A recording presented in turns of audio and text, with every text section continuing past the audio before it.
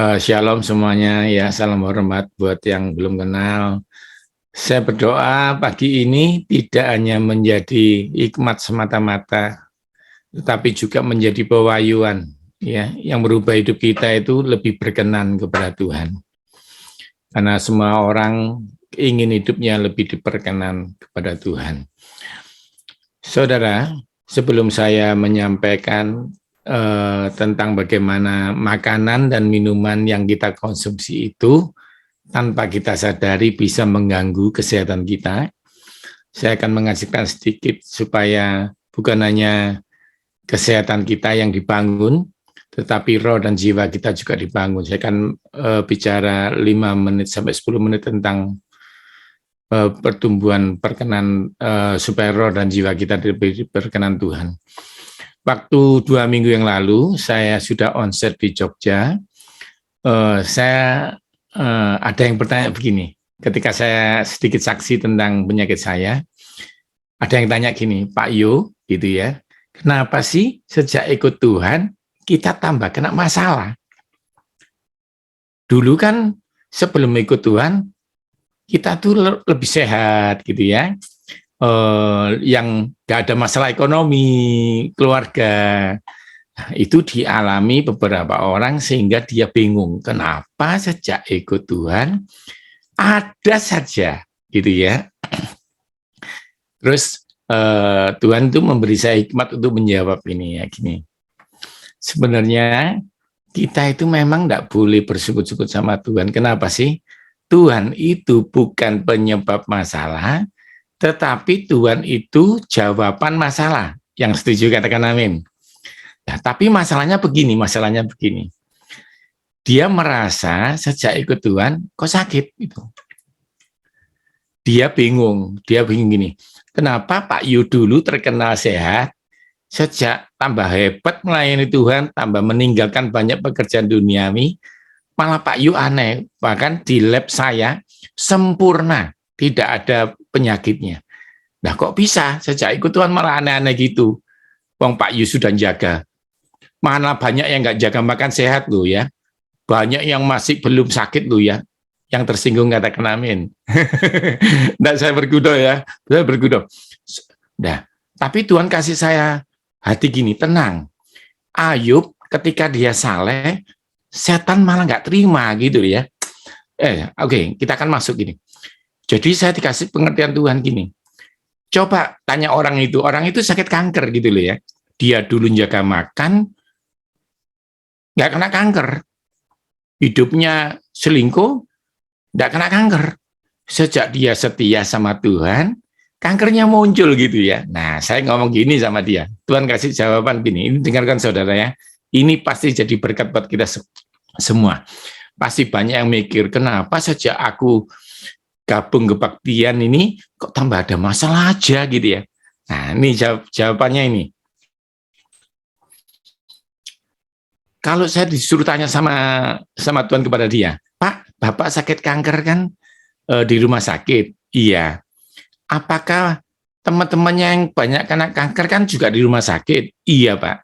Bapak di rumah sakit kena kanker sendirian atau banyak? Banyak, Pak. Nah, saya tanya, kira-kira temanmu itu Kristen nggak? Oh, campur, Pak. Ada yang agamanya ini, ada yang agamanya ini, ada yang agamanya ini. Yes, itu jawabannya. Setan tidak nunggu kamu Kristen, kamu dikasih penyakit. Setan itu hobinya apa, Bapak? Bukan melukis, bukan menggambar, bukan menyanyi, tapi mencuri, mengambil, membinasakan. Hobinya itu loh, bukan mencuri, bukan menggambar loh Bapak Ibu. Hobinya itu mencuri, mengambil, membinasakan. Dengan cara apa? Kecelakaan, penyakit, perceraian, penghancuran, apapun pokoknya hancur. Jadi Kristen tidak membuat Anda kena, karena setan itu hobinya menyerang semua orang. Maka orang itu tak tanyain, apakah di rumah sakit yang kena kanker cuma Kristen? Enggak, Pak, yang nyembah patung juga kena. agama sepupu juga kena. Jadi ingat, setan itu tidak nunggu Anda run. Coba, Anda ingat-ingat yang ikut di Zoom. COVID itu tanya enggak, Cik, kamu pendoa ya? Enggak, dia enggak tanya COVID itu. Jadi ini kan, tapi sejak engkau ikut Tuhan, nah dengarkan nih, sejak engkau ikut Tuhan, engkau punya pengharapan. Tepuk tangan dulu buat Tuhan ya. Jadi gini, misalnya nih, yang lumpuh di rumah sakit di Surabaya loh ya, 700 orang yang lumpuh. Agamanya macam-macam. Tapi tahun ini yang bisa berjalan Pak Yohanes anak Tuhan. Tepuk tangan dulu dong buat Tuhan. Jadi gini ya, yang kena lumpuh, kena kanker, kena diabetes itu banyak. Nggak nunggu Anda Kristen, nggak nunggu Anda salah. Tetapi di dalam Tuhan ada pengharapan. Sekali lagi deh tepuk tangan buat Tuhan Yesus ya, supaya nama Tuhan ditinggikan. Jadi Bapak Ibu, kalau engkau lagi mengalami masalah, jangan pernah tanya. Saya sharing ya, saya pernah tanya sama Tuhan, Tuhan aku salah apa? Saya berguru ya, jawaban Tuhan untuk saya pribadi loh, bukan buat Anda ya. Saya tanya gini, Yohanes, misalkan saya kasih ilustrasi. Kalau orang nggak percaya sama saya, nggak apa-apa. Tapi kalau Mega, istri saya nggak percaya, itu kebangetan. Jadi Tuhan ngomong gini, Yohanes, kalau orang-orang masih ikut ibadat setahun 2 tahun tanya, aku salah apa, nggak apa-apa. Kok kamu Yohanes anakku yang kukasih tanya, kelasmu hamba Tuhan kok tanya? Duh Tuhan, salah saya apa? Dijawab Tuhan lucu ya, jangan tertawa ya, lucu jawabannya. Salahmu satu, kebanyakan tanya. Nah, saudara, jadi sekelas kita anak Tuhan yang sudah ikut Tuhan begini, pagi-pagi, malam-malam ikut Zoom, jangan tanya. Karena tanya itu menunjukkan kurang percaya. Yang tersinggung katakan amin. Jadi saya waktu itu tanya, Tuhan aku supaya bisa koreksi. Ingat Yohanes, ingat. Setan tidak nunggu kamu salah. Tapi tenang. Hobinya setan mencuri, mengambil. Tapi kamu tahu hobiku. Hobiku menyelamatkan kamu. Aku ini juru selamatmu. Tepuk tangan buat Yesus, saudara. Ingat ya, kalau setan ngerjain saudara, karena dia punya hobi, Yesus juga punya hobi menolong saudara. Dulu, sekarang, dan selama-lamanya. Kalau orang lain ditolong, saya juga, gitu ya lagunya ya. Ingat itu. Kalau Pastor Yongki ditolong, kalau Pastor Yohanes ditolong, kalau Pastor Daniel ditolong, saya juga. Itu penting. Karena Tuhan tidak pernah membeda-bedakan orang. Tuhan mengasihi. Tuhan mengasihi kita semua. Itu penting. Itu yang pertama yang mau saya sampaikan. Jadi ingat ya, tema pertama pagi ini, jangan berkeluh kesah kepada Tuhan, jangan menyalahkan Tuhan, karena Tuhan itu bukan penyebab masalahmu, tapi Tuhan itu jawaban masalahmu. Dalam Tuhan ada pengharapan. Duh Pak, tapi yang jahat kok masih sehat? Pak, yang jahat kok tambah kaya? Bukan, itu triknya setan. Setan itu penipu. Nanti ujung-ujungnya setelah kata Tuhan gini, jangan iri sama orang fasik. Waktu kamu noleh, dia sudah lingsut seperti rumput. Anda lihat nggak? Saya nggak nyebutkan nama ya.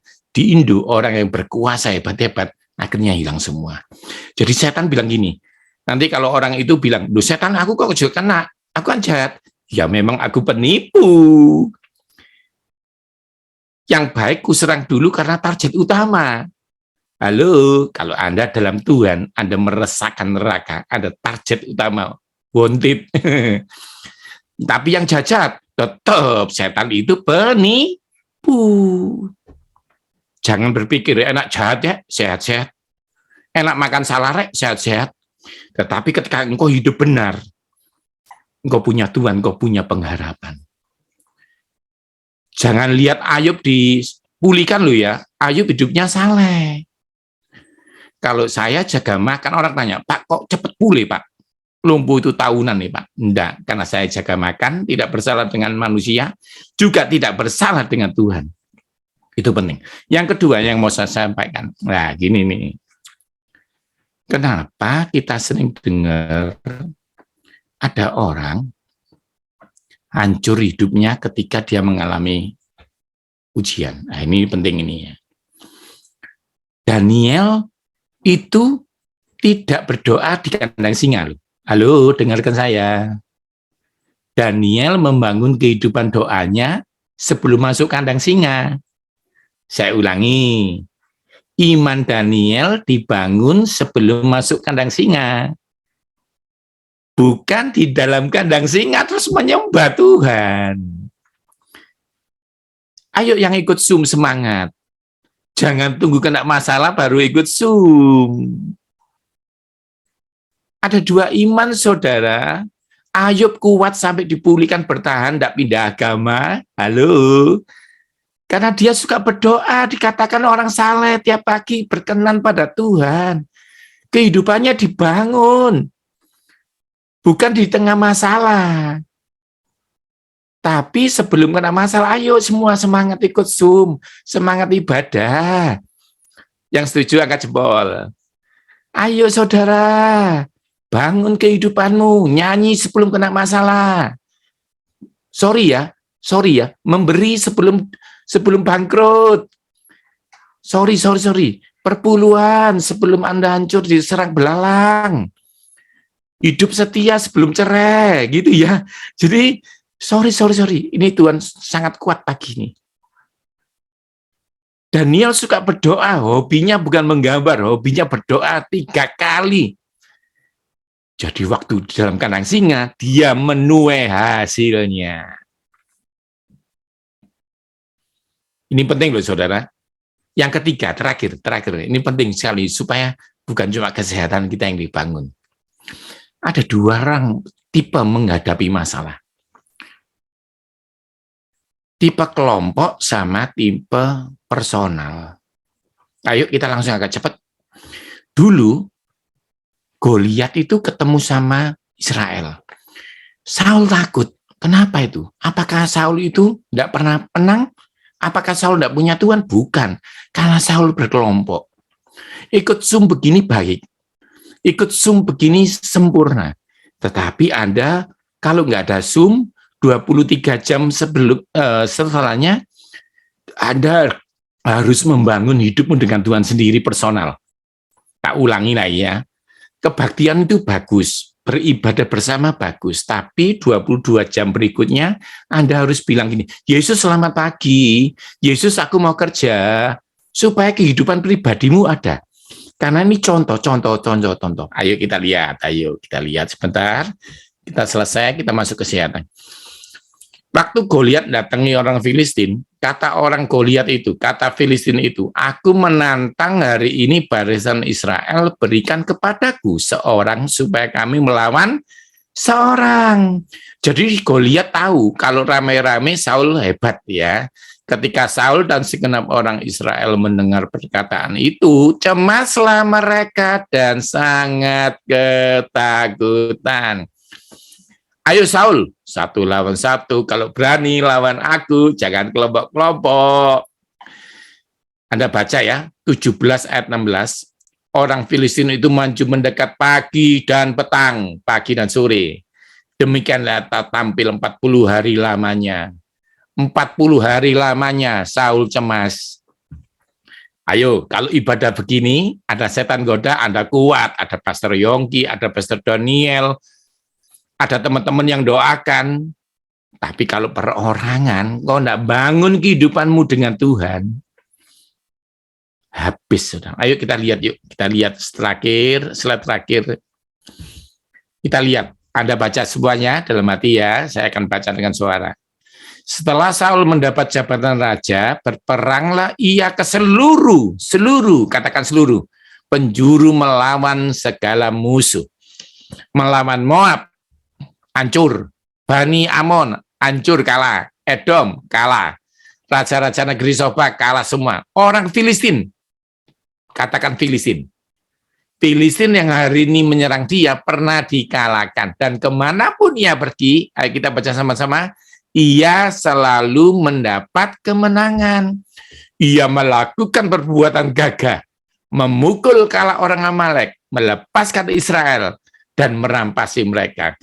Jadi kira-kira Bapak Ibu, Saul ini pernah menang enggak? Selalu menang.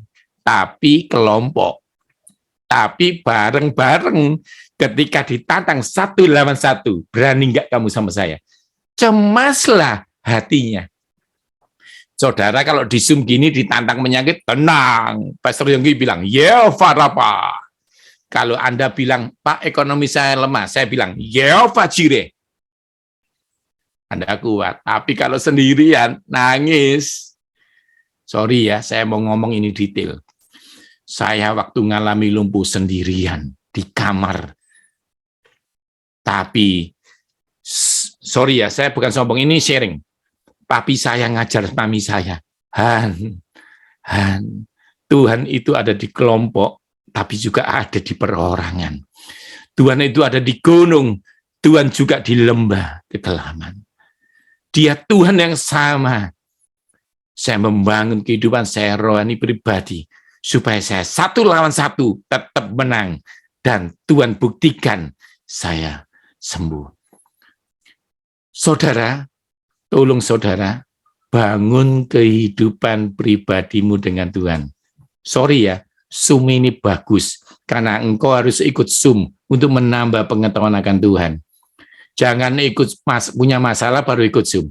Tetapi 20 jammu ingat, sisanya ikut Zoom. Engkau harus membangun, Yesus tolong saya. Yesus bantu aku. Yesus tolong kerjaanku. Nah, oke, kita akan masuk di kesehatan. Semoga Anda diberkati. Oh ya, ini ada slide lucu ya, saya bikin sendiri. Saul dalam berperang selalu kelompok. Saul menang, tapi imannya iman kelompok. Ya, kita lihat Daud yuk. Daud berkata kepada Saul, hambamu ini biasa mengembalakan sendirian kambing domba ayahnya apabila datang singa dan beruang yang menerkam seekor domba dari kawanannya. Aku sendirian akan mengejarnya, aku sendirian akan mengajarnya dan melepaskan domba dari. Dan apabila menyerang aku panggil Tuanku, maka Tuanku menolong aku sendirian menangkap canggutnya, sendirian menghajarnya, dan sendirian membunuhnya. Yang diberkati Tuhan, tepuk tangan dong buat Tuhan, saudara. Jadi, Daud sendirian dengan Tuhan. Saul berkelompok dengan Tuhan. Semoga Anda diberkati ya. Yang diberkati angkat jempol ya, biar saya terlihat-lihat tangan-tangan yang diberkati Tuhan. Ingat saudara, sekarang kita akan belajar kesehatan, tapi supaya tadi menjadi pewahyuan ya, bahwa ingat yang saya ulangi ya, yang pertama, hidup dengan Tuhan, berdoa dengan Tuhan, ya, dengan sungguh-sungguh sebelum kena masalah. Ikut Zoom, ikut ibadah, ikut firman, dengarkan suara gembala sebelum kena masalah. Lalu jangan membangun cuma iman kelompok. Itu bagus, tapi lanjutannya 20 jam panggil Tuhan. Kalau di Zoom ini pendetanya manggil Tuhan, Anda amin. Tapi kalau sendirian, ya Anda yang panggil Tuhan. Sorry, saya tidak mengajari. Anda boleh nggak setuju dengan saya. Tapi yang diajarkan mami saya tiap pagi ini, selamat pagi Roh Kudus, selamat pagi Yesus, selamat pagi Tuhan. Paling enggak engkau menyapa Tuhanmu. Malam hari, selamat malam Yesus, selamat malam Roh Kudus, saya mau tidur. Amin. Itu dari kecil saya diajari.